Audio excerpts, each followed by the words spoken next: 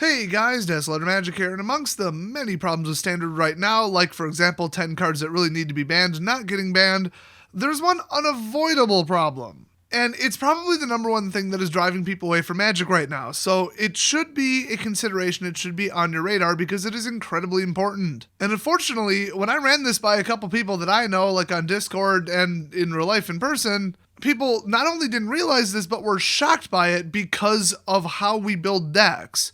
How and when we acquire cards and how often we build decks has led to a lot of us in the community not realizing that this is such a stupidly huge problem. So, prepare to be very, very surprised.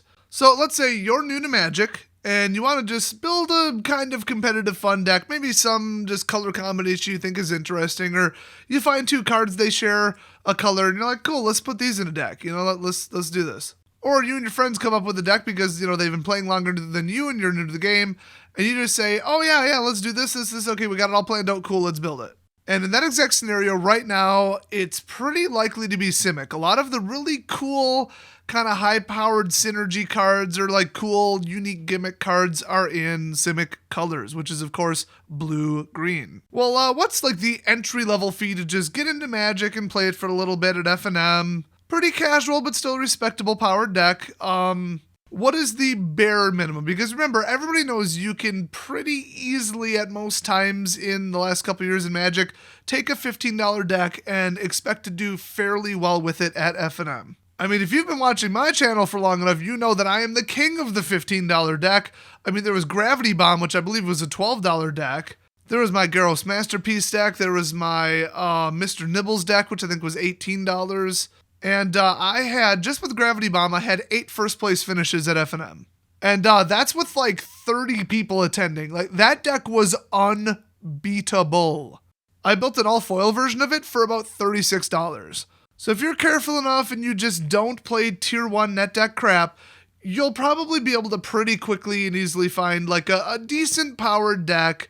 Not quite necessarily the level of Mr. Nibbles or Gravity Bomb, but just something good, something competitive, where maybe you'd even win like 30-40% of your matches. I mean, keep in mind, we're talking about new people. They're probably not going to make the most ideal play decisions, so play skill is a factor. But still, even the newest people to Magic can feel like this deck is powerful. Okay, I can identify what I did wrong, but like, I feel like I have a chance of winning. Now let's just like pretend that was like $500. How many people do you think would play Magic if the bare minimum deck instead of like $10-15 was $500? I mean, it wouldn't be zero. Look into like, oh boy, I almost said archery, but I remember what I paid for my bow. That bow fires just fine. I got the arrows pretty cheap. That actually makes Magic look pretty expensive by comparison. But I hate to even say fishing. I'll say fishing and boating, the combination. I mean, bare minimum, you need certain gear, you need the permit, and then you need like a boat rental or ownership. And then like hooks, bobbers, all that stuff. So yeah, fishing while in a boat is a fairly pretty big like barrier to entry, but people still do it because they enjoy it and they want to do it. And then you look at like paintball, I don't know, real crappy bare minimum gun, what, 150, some supplies, some paintballs, whatever, you might be looking at like 200, and people still do that. So, if the cheapest deck in standard that you can build right now is $30, I don't think that would drive that many people away. And you compare it to like any other hobby, like just buying one video game on Steam, like a good AAA title, it's like $60. You're not going to drive that many people away, so I'm not saying it has to be $10-15. It's just as nice when it does. And the difference between like a $60 deck or a $60 buried entry and a $10 buried entry is still more people doing it. Well, what if you landed on, like I said, a Simic deck? Because a lot of the coolest, unique, powerful-looking, attractive cards to new people are in Simic colors. Well, it's no secret that you can't just run 11 plains and 11 forests and not expect to lose like 1 in 4 games because of it. Like, legit, it's that bad. Your odds of mulliganing and losing because of it, and then your odds of early to mid to late game, any of those times getting color screwed, you add them together and it's probably higher than 1 in 4. So you can't do that. And if you ran the gates and the welcome deck come and tap lands that are always legal pretty much, you are guaranteeing that you are going to play 1 turn behind your opponent. and that is going to cost you games. Standard is far too competitive right now. You cannot get away with that. Maybe in a control deck, but even then, I mean, you would really need that mana for a counterspell then, wouldn't you? It's just, you might be able to come back with some board wipes. So, I mean, how do you start any 2-color deck? Well, you get the dual lands that are legal right now, which there's temples right now, and those temples are like across the board like $2-3, if that. If imprinted to death, they're not that great. I mean, you will play a turn behind, but okay, scry, whatever. That's why they're barely rare dual lands. Well, let's just pretend those don't exist, and like I said, Simic. We're going Simic, because Simic is awesome. Cloning, yay. Control mixed with giant creatures. It's right up there with white-black as far as being buddy colors. Okay, well, this might be news to you, but breeding pools are $18 a piece, and hinterland harbors are $7 a piece.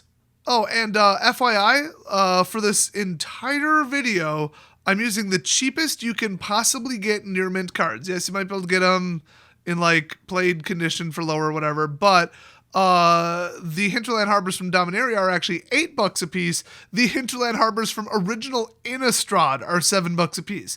So I am going with the cheapest regardless of set, and a lot of these are not in a set that is remotely recent. So you start off your deck before you build anything in it. No rares, creatures, other spells, mythics, nothing. Planeswalkers, none of that. Just with the 8 cards that you need to start the mana base, $100.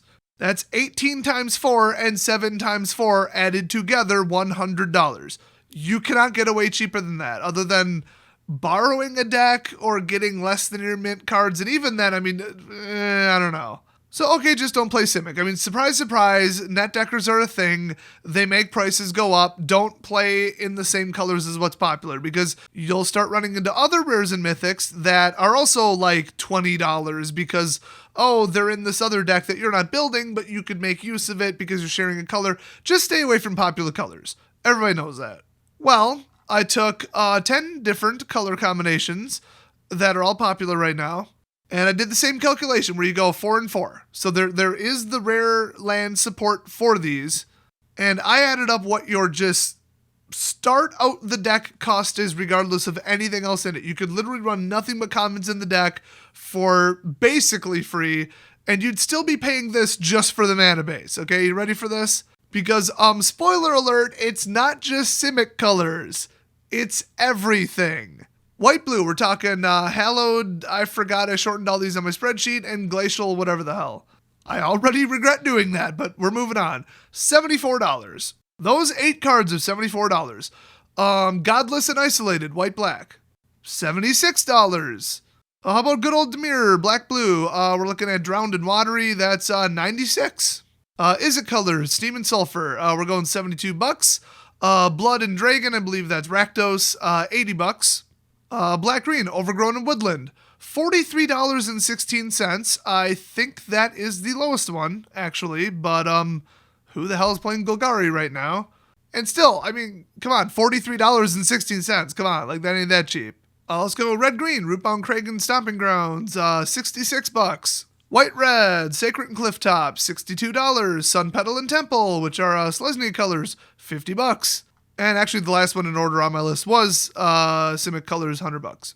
So the average between all of those combinations is $71.92. So hey, let's take that $71.92 that you're already invested into whatever 2-color deck you decided to build, regardless of anything else, and add just some average sleeves in an average deck box, and then $25 worth of the entire rest of the deck, which is pretty conservative. But remember, you're new to the game, you're not building tier 1 crap, okay? You got a couple $2-3 mythics in there, $2-3 rares, and the rest is just whatever, and you got a gimmicky theme like Combat Ambush or whatever.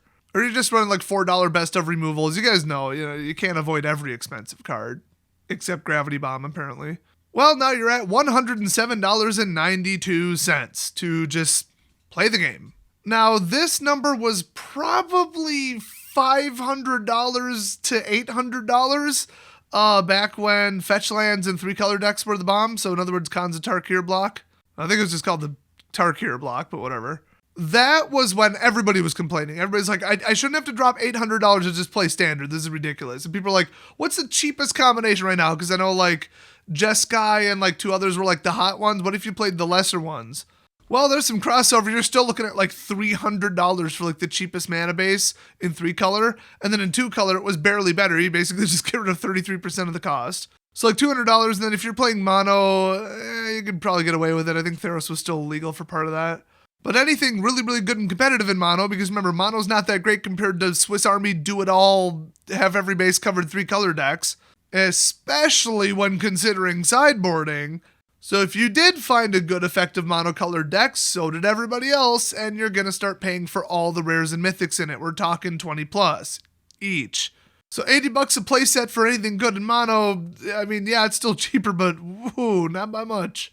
Gray Merchant, Master Waves, anybody? Remember that? So that was a disaster. That's why, honestly, Magic in Standard should never, ever, ever play 3-color again. There should never be another 3-color block. We already know there's going to be. They've said there's going to be. I'd go the other way with it, Wizards, and I mean like 180 degrees the other way. Make it illegal to play 3 colors in Standard. Make it against the rules. Now, a lot of people, when I spout out these crazy ideas, are like, you're crazy. But think about it for a second. How many problems would that solve from the last 3 years? How many decks would that get rid of? How many problematic decks, especially decks that were later banned or had cards banned from them, how many would that take care of? Because the answer is most of them. Pretty darn good evidence that I'm right. It's just like in Commander when I said just ban all fetch and all free casting. Oh, but that would get rid of everything good. Yep. That's the point. If in Standard you could only play, I guess, 0 colors, colorless, or 1 color or 2 color, there you go. Every deck would have a weakness. Every deck would not be able to just play 3-color best of, or 3-color control, especially Esper, because all 3 of them are control colors. And then that would limit and suppress the cost of these dual lands. Now, what's the other problem? These lands are needed for Commander and Modern. They're incredibly good. I'd say they're probably about second rate. I mean, they're fetchable, the shock lands are. And the check lands are definitely third. I mean, I've played them in Modern decks before that I built a couple years ago. They're definitely good. They're good for Modern. They're not that good. If you have very, very few spells that cost 1, I'd actually have them as a go-to instead of shocks. But still, you're down to 3rd place, and Modern is the big buyer of these, because remember, Commander, you need 1, and Modern, you need 4. I mean, it's really just that simple. I'm sure there's similar player counts in each. It's just one's 4-1. You really can pretty much discount Commander people pricing anything almost. And a lot of people, for some reason, take that personally and start typing angry comments in my comment section saying, no, you don't get it. There's so many Commander people and blah, blah, blah, and they can push up the price, blah, blah, blah. Soul Ring is $5.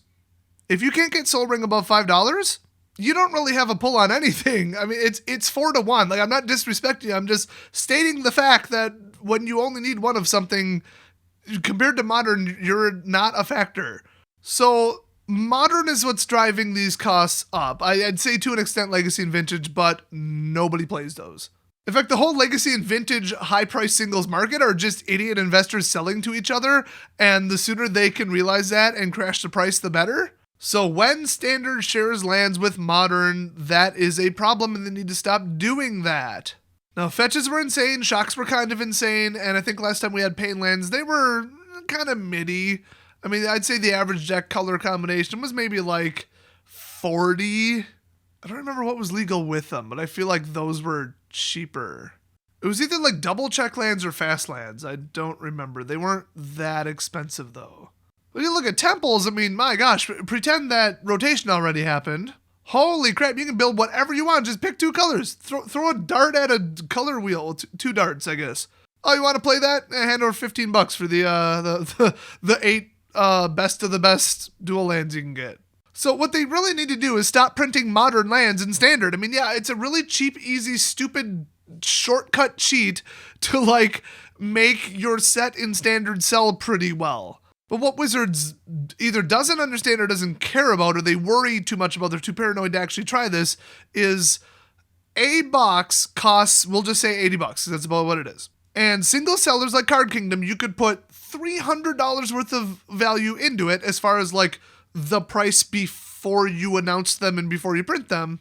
And single sellers like Card Kingdom are going to price it so that it's lower, like $150. They're just going to lower the prices so that it evens out, because if they say, well, let's take that $300 and split it up between, all the singles and make it kind of add up, and it's going to equal $200 or $250. Cool.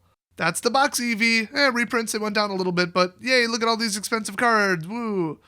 No, because then Troll and Toad is going to do 175. And then TCG Player and eBay are just going to crush them down to like 130 almost regardless. Now, below 130, it is barely worth anybody's time to open them, sort them, put them in envelopes, pay for the top loaders, pay for the sleeves, pay for the postage, pay for the staff time. Anything below 50 per box is not a very good margin unless it's super efficient and tight, like the biggest of the big ones. Like we're talking MTG Mint cards, Card Kingdom, Channel Fireball, that's probably about it.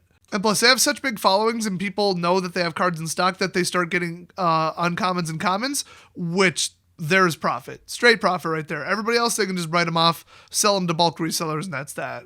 So once it stops being profitable for the majority of openers to open a box, they will stop, and that happens around like 120-ish, 125, just below 130. FYI, Corset M20, $124 EV right now today. Uh-oh. So if you want to hyperinflate like an already well-balanced good set with some good mythics and some good rares, some cards that people want all across the board, and you want to like really, hit the gas pedal, make sure it sells well, you throw in 5 lands that are really, really good in Modern. There's pretty much at least an extra $20 bill, almost regardless of what you do, onto the EV. So then people are going to go to 150 and then keep opening, hits 140, keep opening, 130, dips below it, boom, they stop. But you could have sold realistically 50 to 100,000 more boxes if you're Wizards of the Coast just by throwing in 5 modern grade lands, because they are not going to go down much in price. People want those, and investors know these are going to go back up. There is virtually a 100% chance of that unless they print them back to back, and even then you just wait longer. I mean, it's almost a sure thing. So that's why they keep doing it. But is there any other reason? Well, I mean, they're really good, they're really fast, they're really efficient. Cool, who needs that in Standard? Standard is supposed to be lower powered. Right now, Standard reminds me of Modern. I mean, some of these decks are insane. Like, between Red Rush and the Shutdown Power of Esper, holy crap. I mean, you can hardly tell the difference between them and Modern decks. And part of that is because they're being fixed so efficiently. I mean, you always have mana turn 1, 2, 3, 4, and 5.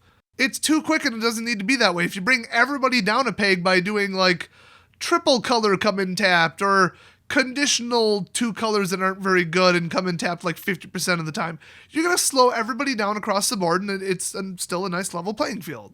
Except for mono, but remember, that's how it should be. Mono should always be an option. 2 color and more should get punished by playing more than 1 color by being slower and less reliable on the color fixing. They should play on average a half turn to a full turn behind somebody playing mono, but they make up for it by having more options and more best of cards because they have double the pool to choose from. And then it's supposed to get worse with a more risk-reward payoff when you go to 3 color. That's how Magic was designed, and that's not remotely how it's functioning right now. So if you just printed really just weak garbage, 2 color lands in Standard, nobody would miss the increased power level. It would actually be a benefit. So do we need them to make good decks? Yes, but that's the point. If nobody can build that good, that fast, that reliable of decks in multicolor, good, that benefits everybody. And to go back to the value thing, besides power level, do we need them for value? No, because like I said, if the value is high or low, Card Kingdom is still going to price their singles to be between like 130 and 150. That's just what they do to compete. And it's not just them, I'm just naming them because they're big and they have a lot of pull and influence on what they set the prices at. You combine them with eBay, TCG, and Channel Fireball, that's pretty much everyone that anybody cares about, and you're going to have everybody undercutting each other until it's just barely reasonably profitable. So what would happen if you, instead of packing in $300 worth of amazing cards, oh my gosh, into it, what if Wizards makes the lands total and utter crap, which they do more often than not? I mean, like I said, there's only a couple tier 1 and tier 2 modern grade lands, and it's basically fetches, shocks, and pains. More commonly than not, those are not in Standard. So what do the sets with weak lands or no dual lands do? Oh, they must just be terrible because they don't have, a bunch of $20 lands to prop them up. They just price other cards higher. I mean, they're going to take, even if the box EV would normally, in a normal market, have been like $60, Card Kingdom is going to take $130 worth of box value and distribute them among all the singles. If they're amazingly good, they're going to do that. If they're terrible, they're going to do that. Why? Because for them to open boxes, they need to make $130. Nobody in their right mind is going to price them lower than that. Now, I'm not saying that it'll even resemble that 2 weeks later if the set is really weak. It is going to crumble pretty darn quick. But the best of the best mythics and the best of the best rares that the most people play are going to be $20+ cards in the place of the lands. And that's that. So if you don't put in hyper expensive, known to be valuable lands, other cards are just naturally mathematically going to take their place as the high cards. I'm sure there's a mathematical principle that actually names this effect, but I don't know what it is and I don't care. Hopefully you get it. So do we need them from a power and fixing and consistency and speed standpoint? Hell no, we actually need the opposite. We need them to go away. And do we need them from a value perspective to make sets actually sellable and worth opening? No, because that's not how the singles market works. That's specifically not how the setting of pre-release prices work. So to prove the point that I've been hinting at this entire video, which is the barrier to entry for new people is too expensive. The game is too expensive. No matter what you do, you can't dodge it. You can't get away from it. There's nothing you can do. No matter what color combination you pick right now, when you consider the deck box, the sleeves, the cards, all that, you're looking at like $70 minimum. And that's if you literally went with either, let's see, what would that be? White, green, or black, green. Those are the two cheapest, but if you're like, oh, Boros looks cool, and you want to build a Boros Mentor deck, well, sorry, Esper and Bolus decks drove those cards to the moon. You're not playing either one of those decks, you're just building what you want to build for fun because Boros looks cool, and now you're stuck with a $100 bill just to get into the game in the cheapest format to play that is competitive sanctioned and people actually play. Ooh, that's not good. I mean, not everybody has $100 floating around. I'm not just saying, oh, like unemployed people, teenagers, kids, all that. Like just random people, even me. I don't just have $100 sitting around to join a new hobby. Okay, if you tell me that it's kind of like Warhammer 40K, that's when people tell me it takes some money to get into this. You better have a friend or borrow something or just be prepared to get out the wallet because just to play Warhammer at a basic level, people have told me it's about a $100 bill. And, look how that one's doing. The game's absolutely fantastic, but it's expensive and it goes up from there. The polar opposite, I'd say, is Dungeons & Dragons. Very, very, very popular. Huge resurgence of popularity with the release of 5th edition lately, according to Wizards' own numbers. And you're somewhere between bring a bag of pretzels and some Diet Mountain Dew and we'll share the book with you, which is $5. Oh, wait, you gotta go to Office Depot and run off one single character sheet. So that's like 50 cents. Gee, no wonder so many people get into Dungeons & Dragons in the first place. And then if you're the whale, you're way into it, you're like, this is my hobby, let's go. You can buy one of every book for what, like $300? And then honestly, most people go secondary market on that. And I mean, in an edition, not every book ever printed. Like all the 5th edition or all the 3.5 ones. Oh, and all the ones you need as a player, not as a DM too, just to clear that up. So what would be nice for Magic? Because we have had a pretty good scenario in the past where a lot of new people came in, and I don't think it was a coincidence that it happened when the land cycles were turbo cheap. You could build multiple highly competitive decks, even as much as I want to say a year and a half to 2.5 years ago, for like $20, all things considered, and then go to F&M and do okay, maybe win a couple matches with it. And that would be like the entry level, and then the whale level, like, oh my gosh, this is my whole life. I love this. This is my favorite hobby ever, and I dump the most expendable income into it. I mean, we all know you can get nuts with it, but realistically, I'm going to buy a $2,000 tier 1 modern deck or something like that. That would be like the reasonable top for most people. Well, it doesn't really matter where the top is. It matters where the entry level is. And Wizards, I think, identified this problem because lately we've had an enormous amount of expensive lands, and I think to do something about it, they have, with the core sets 5 and with the other sets 2, at a time every 3 months, Planeswalker decks that are supposed to be somewhat competitive, and then on top of that, you can look at the well-tuned and kind of lacking in lands, but still capable of doing okay, Challenger decks. So you're looking at what, like $11 to $15, and then what are the challengers, like $35, $40? I don't remember. And that was your entry level. So they're just like, here, pick up this deck, play with it, done. And those Planeswalker decks, I mean, they're bad. They're not quite F&M grade, but you swap out a couple cards, maybe 10 more bucks, and you're good. So across the board, one of them that is legal right now, because, I mean, think of how many are legal. It's huge. Plus $10, $15 in upgrades, you're looking at like $25, $30, $35. That's a lot better than right now. Like I said, the average is 71.92 just for the mana base, and then you add in all the rest of the deck, about 107. That is a far cry from 35. Now, the Planeswalker decks though.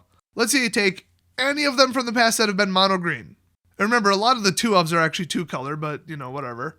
But let's even say you're just determined to not buy any dual lands because you look at the prices and you're like, well, we're not going that route. Okay, mono white. Well, Resplendent, Lyra, Banalish, well, even it's like $3. Settle the Wreckage, pretty universal card for any white deck. Ooh, boy. Okay. Let's go mono blue. Mono blue is a tier 1 deck. The flying guy, the flying pterodactyl, just anything, any good counter spell. $7, $8, $20, $30. Yeah. And there's very few ways to make mono blue that isn't crap right now. Okay, mono black. Well, the 6-cost trampling flying guy, he's what, 12? Best of the best that exists in standard right now. Kill spells, that's a bunch of dollars each, and you need 4. You see what I mean? You keep running into best of. I mean, mono green, that's classic new person deck, okay? Because it's always strong, it's very simple, it's decision light, and it's powerful. And everybody loves running people over with giant creatures. It's hilarious. Well, Steel Leaf, I mean, I don't know what it is now, but it was ridiculous. It's probably still pretty close to ridiculous now. Well, then you got Carnage Tyrant. Those are probably still like 30. Gultas aren't very cheap. Let's see what else. Then you start looking at like Jade Lights. Those are 15 apiece, or at least they were. All the best of the best Rampers. Not very cheap. At least not historically in the last rotation. Okay, fine. What's left? Mono Red. Oops. The price tag on anything mono red and actually good. It's not even a number, it's just a $sign and then the words no. And you know why that is? Because 8 sets are legal, so mono is very, very playable right now. That's another one of the ongoing problems with standard that's perpetually ruining it. The fact that there's 8 sets legal at a time instead of 6 max, like it should be, like they designed it to be. With 2 rotations a year, remember this 8 sets is a mistake. This was never supposed to happen. And then on top of it, 2-color decks run 2 colors. So you got your monos that are all really good, and then you've got your 2-color decks, which might share a best of card, like, I don't know, I can't think of an example, but like something from Esper and then anything from any of the 3 colors. So really good white cards, really good blue cards, really good black cards. That triple color deck drives up the price of all of them, and then you need them in mono because that's how colors work. So to sum up this video, what is making Magic unaffordable and unplayable and have a huge financial barrier to entry for all new people, which is unbelievably just, you can't exaggerate how bad that is for the game, for like growth. You cannot drive away new people. You need them constantly because there's people constantly quitting. 1, the fact that 3 colors are allowed in standard for the reasons I just recently stated. 2, modern grade, modern priced lands in standard. 3, too many sets being legal. All 3 of those, for various reasons and various overlapping reasons, are why it's $107 to build anything right now. And I'm not saying you can't just run some like white gimmicky first strike combat ambush deck that costs $20, because actually that would be what I recommend. For a new person right now, I would run like 4 God's Willing, a couple ambushes, maybe some flyers, a couple lifelinkers, and it's just typical classic, generic white, and I would just purposely dodge anything that's, above $5. It's doable, it's possible, I'm not saying it's not. Run some $2-3 second-rate planeswalkers. I mean, Azorius, Dovin artifacts, Thopters, like that, you could build that for like $25. I mean, the cheap decks are out there, but there's so few of them right now because of the 3 reasons I just said right now. And that's why I keep telling people those 3 things in standard need to change. We need to go 6 sets, hard rule that you can't run more than 2 colors, or if they don't want to go that drastic, just make the sets always 2 colors tops. If somebody wants to go for 3, cool, but then at the same time, take out the modern grade lands, and then, good luck playing 3 colors. You're going to play turns behind other people, at least 1 at any given time, and then you're going to have issues fixing your mana. So you have this huge, powerful do-it-all deck, but it might backfire once in a while. How Magic was designed at a basic level and how the color pie functions at a basic level from its initial intention in 1993. If they were to fix even one of those issues, it would go a huge, huge, huge way. And that's why I think after the next rotation, we're not going to see expensive lands for like 2 years. So problem 1 down. Do I think they'll ever shorten it to 2 rotations per year instead of 1? With Arena out, I would lean towards no, because it's even more detrimental on Arena, because you can't sell the cards and nobody gives a crap about Standard Plus. So I think that's pretty well off the table, and the last time they tried to do it was, what, like 2+ years ago? If they were going to try to do it again, they would have done it again. Then again, when were they last researching the London Mulligan that just got approved? I think it was like 2009, so 10 years later it came back around and got approved. So hey, you never know. And do I think they will just outright ban or suppress 3-color decks? No. Now, without modern grade, modern speed lands, it's going to get partially suppressed. So that's like an in the middle. And then modern grade lands, absolutely not, I think. And then the rotation, no. So it's like, we've got one, yes, it'll benefit us a ton. The middle, it'll kind of fix a little bit. And then one, just never going to happen. So I think this problem will get about 50% fixed in the very near future. When you take those 3 problems and say one's fixed, one's half fixed, and one's not fixed, that's going to go a long way. So, yeah, I mean, at least it's not Tarkir, like I said, where you just can't build anything below like $300 or $400. But it's still out of control. $100 is way the hell too expensive for most people. You got to keep adding people to the game. It has to be affordable realistically. And thankfully, my projection is that they're going to partially fix this very shortly. We're talking basically 3 months from now. So that's the silver lining. Let's look forward to a much, much, much cheaper standard after rotation. And let's hope Wizards just does everything they can to keep it that way, because if they would just pay attention to what's going on and look at the singles market, which I know they like to pretend it doesn't exist, and just say in one of their meetings, is it too expensive for people to play Magic right now for standard? Because you can say modern's too expensive, who cares, don't play it. Take it or leave it, whatever, it's optional. Who cares? But standard, they're well aware that if it becomes too expensive, they lose customers left and right, because they lost so many players after Tarkir and during it. So many. I mean, there's rumors floating around about what the number actually is, but it was insane. They priced so many people, existing players, out of the game, and then drove away anybody in their right mind who would play the game at that point for the first time. That's really when it started really declining. And then Arena, okay, it popped back up. So they're aware of it. They're aware of pricing people out of the game. It's on the radar, but is it on the radar right now? So I think, yeah, take the stupid shocks out of standard, leave them that way for the next 10 years. Don't ever print another good land as long as you live. And here's a thought. Save them for the crappy master sets. Maybe put like all 10 fetches in the next Horizons. And then you can do stylistically, flavor-wise, whatever the hell you want. Those will single-handedly prop up the entire product. You want to prop up the value of a set, do it to a non-standard set. Especially Wizards, since you suck at making master sets. Iconic and M25 were disasters because you didn't put good lands in them. I mean, for the next couple years worth of reprint sets, whatever they call them, masters and whatever draft set, Conspiracy 3, I mean, honestly, it's really just a reprint set. They put them in. I would just go fetches, shocks, pains. Fetches, shocks, pains. Repeat. Guaranteed money every time. Absolutely guaranteed. Wouldn't that be a nice little pillar to lean back on so that we wouldn't have, what's the really low one right now? I think Iconic is still like $130 a box on eBay. Like, there is no recovery for that.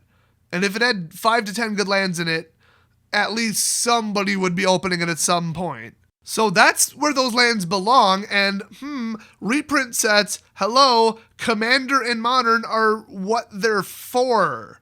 Those sets aren't even legal in Standard. So maybe take the lands that people need for those and put them in those sets instead of Standard, so that you don't have 2 groups of players fighting over the same cards and driving up the cost for Standard players, because that's not fair, nor is it smart.